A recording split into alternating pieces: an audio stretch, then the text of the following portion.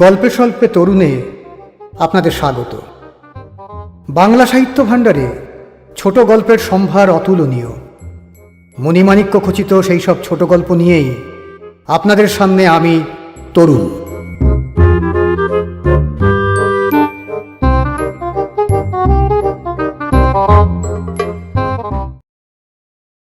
আজ গল্প স্বর্গদর্শন, রচনা সুনীল গঙ্গোপাধ্যায়। মহেন্দ্র পর্বতের চূড়ায় এসে দাঁড়ালেন যুধিষ্ঠির। মাথার উপরে শুধু আকাশ।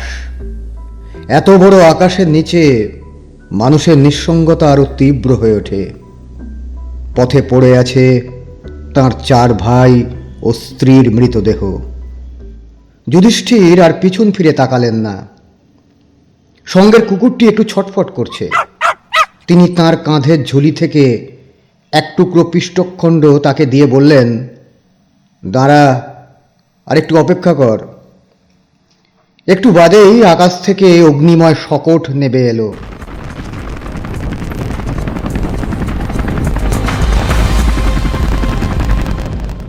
তার থেকে একজন নভোচারী বেরিয়ে আসতেই যুধিষ্ঠির হাঁটু মুড়ে অভিবাদন জানালেন।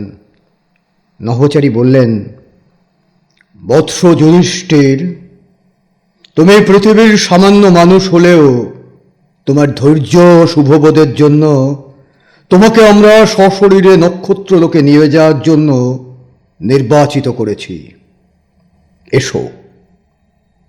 যুধিষ্ঠির বললেন, আগে এই কুকুরটিকে ভেতরে নিয়ে যান। নভোচারী একটু অবাক হলেন। ভুরু কুঁচকে বললেন, এই সারমেয়টিকে? কেন? যুধিষ্ঠির নম্র অথচ দৃঢ় স্বরে বললেন, সেটাই আমার অভিপ্রায়। একটুক্ষণ চিন্তা করে নভোচারী হাসলেন। তারপর বললেন, বুঝেছি যুধিষ্ঠির, তুমি প্রকৃতই বুদ্ধিমান। তুমি আগে পরীক্ষা করে দেখতে চাও যে আমাদের এই নক্ষত্রযান পৃথিবীর প্রাণীদের উপযোগী কিনা। তোমার আগে জীবিত অবস্থায় কেউ এই যানে চড়েনি, সেই জন্যেই এত দূরের পথ কুকুরটাকে সঙ্গে করে এনেছ। যুধিষ্ঠির উত্তর দিলেন, আপনি ঠিকই ধরেছেন, আমি মিথ্যা কথা বলি না। আমার সন্দেহ নিরসনের জন্যই ওকে এনেছি। ও যাতে মাঝপথ থেকে চলে না যায় সেই জন্য মাঝে মাঝে ওকে এক টুকরো করে পিষ্টখণ্ড ছুঁড়ে দিতে হয়েছে। নভোচারী আর বাক্য ব্যয় না করে কুকুরটিকে নিয়ে যানে চড়লেন এবং মহাশূন্যে উড়ে গেলেন। যুধিষ্ঠির তাকিয়ে রইলেন আকাশের দিকে। এক দণ্ড পর যানটি ফিরে এলো।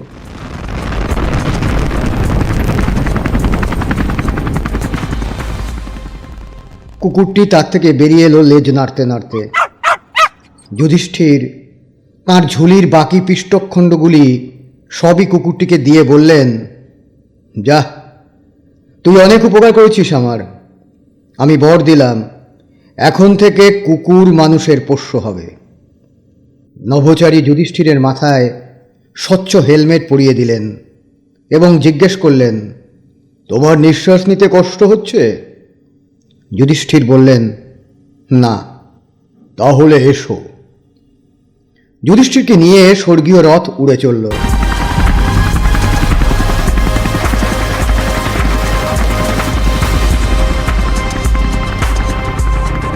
যুধিষ্ঠির শেষবারের মতো তাকালেন পৃথিবীর দিকে। তার বুক একটু টনটন করতে লাগলো। যদিও আত্মীয় পরিজন আর কেউই প্রায় বেঁচে নেই, তবু এই পৃথিবী বড় প্রিয় জায়গা ছিল। নভোচারী বললেন, তুমি একটু ঘুমিয়ে নিতে পারো, আমাদের পৌঁছতে দেরি হবে। যুধিষ্ঠির বললেন, বাইরের এই শোভা তো আর দেখতে পাবো না, শুধু শুধু ঘুমিয়ে নিজেকে বঞ্চিত করি কেন? তা ঠিক। বৎস, তুমি এই পৃথিবীর প্রথম নভোচারী। তোমার আগে কারুকে আমরা এই সুযোগ দিইনি। তোমার কীর্তির জন্যই আমরা আর তোমাকে মৃত্যুরূপ পরিবর্তনের মধ্য দিয়ে যেতে দিইনি। তোমার ভয় করছে না? ভয় কেন? ভয় করবে কেন? হাজার হোক আমাদের স্বর্গ নামক গ্রহটি তোমার অচেনা। অচেনা হবে কেন? আমাদের পূর্বপুরুষরা সবাই সেখানে গেছেন, তাঁরা স্বর্গের গুণকীর্তন করেছেন। আমি সারা জীবন নিজেকে বহুভাবে বঞ্চিত করেও ধর্ম পালন করে গেছি স্বর্গে আসবার জন্যে। সেখানে যেতে ভয় পাবো কেন? ভালো কথা, দেখা যাক। আপনি আমাকে প্রথম নভোচারীর সম্মান দিলেন বটে, কিন্তু আমি আপনাকে সবিনয়ে স্মরণ করিয়ে দিতে চাই, আমাদের পূর্বপুরুষ রাজা পুরুরবাও স্বর্গে গিয়ে আবার পৃথিবীতে ফিরে এসেছিলেন। এরকম আরও কারুর কথা আমি জানি। অনেকে ওরকম মিথ্যে গল্প করে। তোমাকে ছাড়া আর কাউকে আগে আনা হয়নি। তোমাকেও নিয়ে যাওয়া হচ্ছে একটি বিশেষ পরীক্ষার জন্য। পরীক্ষা? হ্যাঁ, বৈজ্ঞানিক পরীক্ষা। প্রশ্নটা অতি জটিল, তুমি সব বুঝবে না, তবু সংক্ষেপে বুঝিয়ে বলি। শরীরটা হচ্ছে একটা বস্তু, আর প্রাণ হচ্ছে শক্তি। বস্তুকে শক্তিতে রূপান্তরিত করা কিংবা শক্তিকে বস্তুতে, এ কৌশল আমরা জানি, পৃথিবীর মানুষ এখনো জানে না। আমরা পৃথিবীর কিছু কিছু মানুষকে বেছে নিয়ে তাদের মৃত্যুর পর প্রাণগুলো ওপরে নিয়ে আসি, আবার বস্তুতে রূপান্তর করলেই তারা শরীর ফিরে পায়। তার আগে আমরা তাদের লোভ, মোহ, হিংসা ইত্যাদি পৃথিবীর বাজে স্বভাবগুলো মুছে দিই। এখন চেষ্টা হচ্ছে মৃত্যুটিত্যু ঝামেলা না করে যদি তোমার মতো এরকম সশরীরেই নিয়ে যাওয়া যায়, তাহলেও ওই লোভ, মোহ ও হিংসা টিংসাগুলো মুছে ফেলা যায় কিনা। যুধিষ্ঠির একটু দুঃখিত হলেন। তারপর হঠাৎ অহংকারের সঙ্গে বললেন, হে দেব, পৃথিবীতে থাকার সময়ও আমার চরিত্রে কেউ কখনো লোভ, মোহ, মাৎসর্যের চিহ্ন মাত্র দেখেনি। সেই জন্যই তো তোমাকে বাছা হয়েছে। তবে তুমি যতটা নিজেকে দোষশূন্য ভাবছ ততটা নয়। পৃথিবী গ্রহটারই কিছু দোষ আছে, তা তোমাকে স্পর্শ করবেই। আমি তো পারতপক্ষে এখানে বেড়াতে আসতেই চাই না। বিষ্ণু মাঝে মাঝে আসেন বটে। পৃথিবীর খর্বকায় মেয়েদের তার খুব পছন্দ। বেছে বেছে প্রত্যেকবার কীরকম খর্বকায় সুন্দরীদের বিয়ে করেছেন দেখেছ? দেবতাদের লীলা বিষয়ে যুধিষ্ঠির কোনো মন্তব্য করলেন না, মুখ নিচু করে রইলেন। মহাশূন্য যানের গতি কমে এসেছে। নভোচারী বললেন, শিগগিরই আমরা নরক নামে একটা উপগ্রহে নামব একটুক্ষণের জন্যে। দেখো, ওখানেই যেন থেকে যেতে চেও না। অনেকে আবার ওই জায়গাটাই বেশি পছন্দ করে। যুধিষ্ঠির সেখানে যান থেকে নামলেনই না এবং চোখ বুজে রইলেন। তবু অসংখ্য মানুষের চিৎকার ও ডাকে তাঁর কানে প্রায় তালা লাগবার উপক্রম। তিনি দুহাত দিয়ে কানও চেপে রইলেন। তবু যেন কিছু চেনা কণ্ঠস্বর তাঁর কানে এসে লাগল।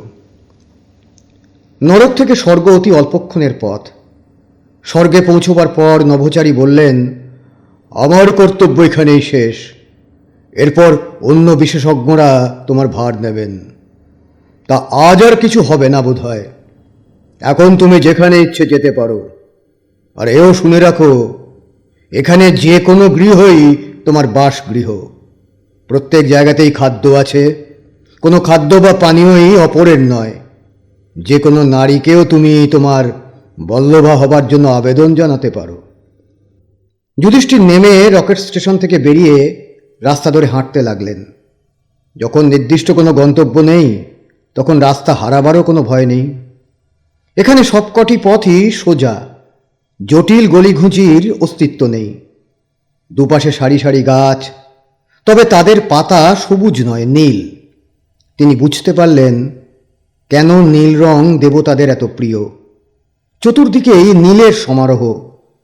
যুধিষ্ঠিরের চোখ সবুজ দেখা অভ্যেস বলে একটু একটু পীড়িত বোধ করছিল। আত্মীয় স্বজনদের সঙ্গে দেখা করার জন্যই যুধিষ্ঠির বেশি ব্যগ্র হয়েছিলেন। বিশেষত তিনি দেখা করতে চান পিতামহ ভীষ্মের সঙ্গে। যে কোনো সংকটে তিনি পিতামহের কাছ থেকে পরামর্শ নিয়েছেন। স্বর্গের হালচালও পিতামহের কাছ থেকেই জেনে নেওয়া ভালো। কিন্তু অদূরেই তিনি দেখতে পেলেন একটা বিশাল গাছের নিচে পাথরের লম্বা আসনে বসে আছে দুর্যোধন এবং কর্ণ। যুধিষ্ঠির একটু চমকে উঠলেন, সামান্য বিষাদও অনুভব করলেন। এরা আগে থেকেই এসে স্বর্গসুখ ভোগ করছে। তাঁর আপন ভাইরা এবং পরম আদরানিয়া দ্রৌপদী এখনো এসে পৌঁছয়নি। ওদের সঙ্গে চোখাচোখি হয়নি। যুধিষ্ঠির ভাবলেন ওদের এড়িয়ে রাস্তার অন্য পাশ দিয়ে চলে যাবেন। তারপরই চমকে উঠলেন, তিনি কি ওদের ভয় পাচ্ছেন না ঈর্ষা? কেউ টের পায়নি তো? তাড়াতাড়ি তিনি এগিয়ে এসে কর্ণকে প্রণাম করলেন এবং দুর্যোধনকে স্নেহ সম্বোধন করে জিজ্ঞেস করলেন, ভাই, তোমার উরুর ব্যথা সেরেছে তো? ওরা দুজনেই একটু চমকে উঠেছিলেন প্রথমে। তারপর দুর্যোধন বললেন, কে ধর্মরাজ, এসে গেছো? বাহ বাহ বাহ বাহ, না ব্যথাটা তো আর কিছু নেই, এখানে ওসব কিছু থাকে না, খুব স্বাস্থ্যকর জায়গা। কর্ণ নীরব, এক দৃষ্টিতে তাকিয়ে আছেন যুধিষ্ঠিরের দিকে। যুধিষ্ঠিরের বুক দুরু দুরু করছে। যদিও কর্ণ তাঁর আপন সহোদর দাদা, তবু এ পর্যন্ত তিনি কখনো ওর সঙ্গে সামনাসামনি কথা বলেননি। কুরুক্ষেত্রের যুদ্ধে কর্ণ একবার তাঁকে হাতের মুঠোয় পেয়েও হত্যা না করে ছেড়ে দিয়েছিলেন। তখন অবশ্য যুধিষ্ঠির জানতেন না যে কর্ণ তাঁর দাদা হন। অনেক কটুভাষ্য করেছেন কর্ণের উদ্দেশ্যে। তখন তিনি হাঁটু গেড়ে বসে কর্ণের পাদবন্দনা করে বললেন, হে জ্যেষ্ঠ, আপনার কুশল তো? কর্ণ দুর্বিনীত এবং কর্কশভাষী হিসাবে পরিচিত ছিলেন, কিন্তু এখন তাঁর কণ্ঠস্বর আশ্চর্য কোমল। তিনি যুধিষ্ঠিরের মস্তকের ঘ্রাণ নিয়ে বললেন, হে অনুজ, তোমাকে দেখে আমি যৎপরণাস্তি খুশি হয়েছি। তুমি পৃথিবীর গৌরব ছিলে এবং এই স্বর্গভূমি তোমাকে পেয়ে গৌরবান্বিত হল। দুর্যোধন জিজ্ঞেস করলেন, ধর্মরাজ, তুমি খেয়েছো টেয়েছো তো? বেরিয়েছো তো সেই কবে, তার উপর আবার পাহাড় ভেঙে এসেছো। আমরা টেলিভিশনে তোমার পাহাড় চড়া দেখছিলাম। কর্ণ ডান দিকে হাত দেখিয়ে বললেন, ওই দিকে পান্থশালা আছে, তুমি ভোজন সেরে নিতে পারো। দুর্যোধন উৎসাহের সঙ্গে বললেন, যা খুশি খেতে পারো, এমন রান্না কখনো খাওনি, দাম টাম কিছু দিতে হবে না। কর্ণ বললেন, ভাই, পাহাড় ভাঙার পরিশ্রমে তুমি নিশ্চয়ই ক্লান্ত, যে কোনো ভবনে গিয়ে বিশ্রাম নিতে পারো। দুর্যোধন বললেন, পা টিপে দেবার জন্য কিংবা সম্ভোগের জন্য যদি কোনো নারী চাও, দূরভাষণীতে শুধু কার্যালয়ে জানিয়ে দিও, যাকে ইচ্ছে তাকেই পাবে। কর্ণ মৃদুহাস্যে বললেন, শুধু উর্বশীকে চেয়েও না। যদিও তিনি চিরযৌবনা এবং সুন্দরী শ্রেষ্ঠা, কিন্তু সূর্যবংশের কেউ ওকে পাবে না। উনি দাবি করেন উনি আমাদের সকলের দিদিমা, কারণ সূর্যবংশের পূর্বপুরুষ পুরুরবার উনি বউ ছিলেন কিছুদিন। যুধিষ্ঠির ক্ষুধা তৃষ্ণায় কাতর নন, নারী সঙ্গেরও জন্য উন্মুখ নন। তিনি চান আত্মীয় বন্ধুদের দেখা পেতে। তিনি বললেন, আপনারা বসুন, আমি আগে একবার পিতামহের সঙ্গে দেখা করে আসি। দুর্যোধন বললেন, তা যাও, পিতামহ বেশ বহাল তবিয়তে আছেন, এখানে আর তাকে জিতেন্দ্রিয় থাকতে হবে না। এখানে তো বিয়ে টিয়ের ব্যাপারই নেই, বাচ্চা টাচ্চাও হয় না, তাই ওনাকে আর প্রতিজ্ঞা মানতে হবে না। পিতামহকে কোথায় পাবো? খুঁজে দেখো, পেয়ে যাবে। আমরা এখানে বসে আছি কারণ শুনছি আজই যাজ্ঞসেনী আসবেন, তাকে দেখব বলেই তো। যুধিষ্ঠির চমকে উঠলেন, দ্রৌপদী আসবেন? তা তো ঠিকই, মধুরহাসিনী দ্রুপদ তনয়া নিশ্চয়ই স্বর্গে আসবার অধিকারিণী। দুর্যোধন বললেন, অন্য কেউ দ্রৌপদীকে প্রার্থনা করার আগেই আমার আবেদনটা জানিয়ে রাখব। দ্রৌপদীকে পাওয়ার স্বাদ আমার বহুদিনের। জুয়া খেলায় ওকে তো জিতেই নিয়েছিলাম, তবু বাবার বকুনি খেয়ে তোমাদের হাতে ফেরত দিতে হলো। ওর জন্য এত বড় যুদ্ধটা করলাম, এখন আর মনে কোনো রাগ নেই। পরম রমণীয়া দ্রৌপদীকে আমি সব প্রেমে কোলে বসাবো। যুধিষ্ঠিরের মনে হলো তার সর্বাঙ্গে যেন ক্ষত, সেখানে কেউ নুনের ছিটে দিচ্ছে। তার ইচ্ছে হলো ছুটে এখান থেকে চলে যান, চাই না স্বর্গ। দ্রৌপদীকেও তিনি পথে আটকাবেন। দুর্যোধন আপন মনে অনেক কথাই বলে যাচ্ছিলেন, হঠাৎ কর্ণের দিকে চোখ পড়ায় থেমে গেলেন। লজ্জা পেয়ে জিভ কাটলেন এবং কান মুড়লেন। তারপর বললেন, না না না, আমি প্রথম না, আমি দ্বিতীয়। দ্রৌপদীর ওপর সর্বাগ্রে অধিকার মহাত্মা কর্ণের। দ্রুপদ রাজার স্বয়ংবর সভায় আমরা কেউ লক্ষ্যভেদ করতে পারিনি বটে, কিন্তু মহাধনুর্ধর কর্ণের কাছে ও তো ছেলে খেলা। অর্জুনের অনেক আগেই কর্ণ লক্ষ্যভেদ করে দ্রৌপদীকে নিয়ে নিতে পারতেন, কিন্তু তাকে সেই সুযোগ দেয়া হলো না।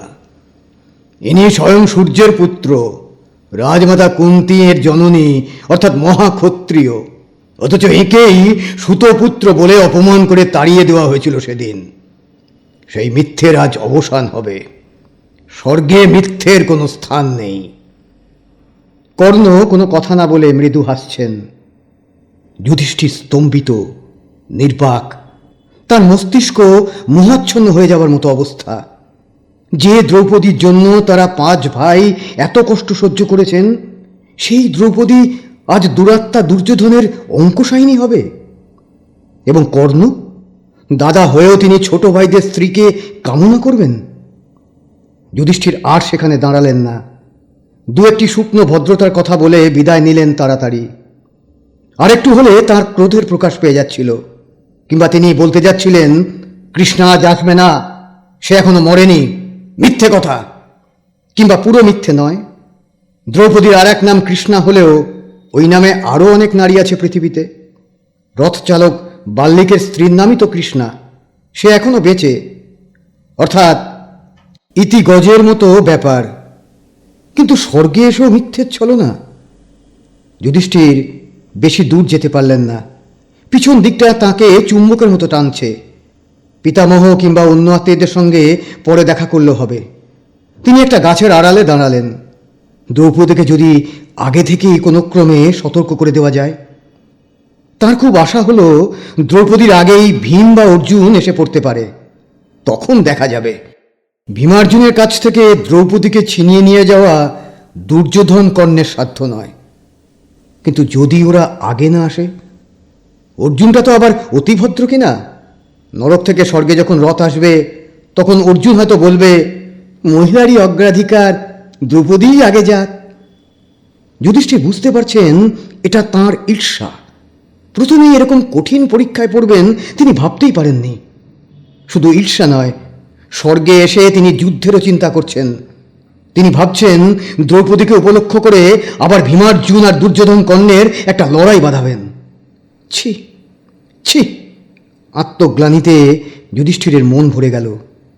তিনি গাছতলায় বসে চোখ বুজে চিত্তশুদ্ধি করার চেষ্টা করতে লাগলেন, কিন্তু কিছুতেই মন বসাতে পারছেন না। বারবার চোখের সামনে ভেসে উঠছে দ্রৌপদীর মুখ।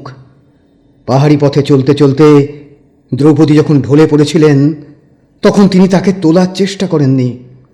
পাথরের ওপর সেই রাজনন্দিনীর কোমল তনু না জানি কত ব্যথা পেয়েছে। মৃত্যুর আগে দ্রৌপদী জিজ্ঞেস করেছিলেন, মহারাজ, কোন পাপে আমি এইভাবে মৃত্যুবরণ করছি? তিনি বলেছিলেন, তোমার কাছে তোমার 5 স্বামী সমান, তবু তুমি অর্জুনকে বেশি ভালোবাসতে। এই কথাটা বলার সময় তার কণ্ঠে কি একটু শ্লেষ ফুটে উঠেছিল? তিনি বহুদিন ধরেই জানতেন যে দ্রৌপদী অর্জুনকেই বেশি ভালোবাসে, তবু কোনোদিন মুখ ফুটে বলেননি। এই জন্য তার মনের মধ্যে একটা কাঁটা ছিল। তিনি কি এজন্য অর্জুনকেও হিংসা করতেন? না না না, তা হতেই পারে না। অর্জুন তার কাছে সবচেয়ে প্রিয়। সবচেয়ে না, দ্রৌপদীর চেয়ে বেশি নয়। দ্রৌপদীর মন পাবার জন্য তিনি অনেক চেষ্টা করেছেন, কিন্তু গায়ের জোর বা বীরত্বের দিকেই দ্রৌপদীর ঝোঁক বেশি। মেয়েদের এই এক দোষ, তার যে এত শাস্ত্রজ্ঞান, এত ধর্মবোধ, এসব দ্রৌপদী বেশি পাত্তাই দেয়নি কখনো। ব্যাসদেব যখন এসে বলেছিলেন এক বউকে নিয়ে 5 ভাইয়ের যাতে মনোমালিন্য না হয় সেই জন্য তোমরা প্রত্যেকে একটা করে দিন ঠিক করে নাও, সেই দিন অন্য কেউ আর তার কাছে যাবে না, তখন যুধিষ্ঠির নিজের জন্য রবিবারটা ঠিক করে নিয়েছিলেন আগেই। রবিবারে কোনো কাজকর্ম থাকে না, সারাদিন অখণ্ড অবসর, সারাদিন ধরে তিনি দ্রৌপদীকে পেতেন। অন্য ভাইদের অন্যান্য দিন শাসন কার্যের জন্য বেশ কিছুক্ষণ বাইরে ঘোরাঘুরি করতেই হতো। একবার তিনি যখন দ্রৌপদীর সঙ্গে রতিক্রিয়া করছিলেন তখন অর্জুন হঠাৎ সেই ঘরে ঢুকে পড়ে। এজন্য অর্জুনকে 1 বছরের জন্য বনবাসে যেতে হয়েছিল। তিনি তখন মুখে অনেকবার তাকে নিষেধ করলেও মনে মনে খুশি হয়েছিলেন একটু। সেই বছরটা দ্রৌপদীকে বেশি করে পাওয়া গিয়েছিল। হঠাৎ যুধিষ্ঠিরের ঘোর ভেঙে গেল। পরিচিত কণ্ঠস্বর। তাকিয়ে দেখলেন দূরে দ্রৌপদী আসছেন একা। দুর্যোধন আর কর্ণ উঠে দাঁড়িয়ে তাকে সম্ভাষণ করছেন। যুধিষ্ঠির হাত নেড়ে দ্রৌপদীকে ইশারা করতে লাগলেন যাতে তাড়াতাড়ি এই দিকে চলে আসে, কিন্তু দ্রৌপদী দেখতেই পেলেন না। দ্রৌপদী যেন আরো বেশি রূপসী হয়েছেন। বয়সের কোনো ছাপ নেই, চিক্কন মসৃণ ত্বক, কোমর পর্যন্ত ছড়ানো চুল, সুগোল বর্তুল 2 স্তন, সিংহের মতো সরু কোমর, গুরু নিতম্ব। দ্রৌপদীর দাঁত এত সুন্দর যে হাসলেই মনে হয় যেন চারদিকটা আলো হয়ে গেল। তার ওষ্ঠ অধর পাকা আঙুর ফলের মতন।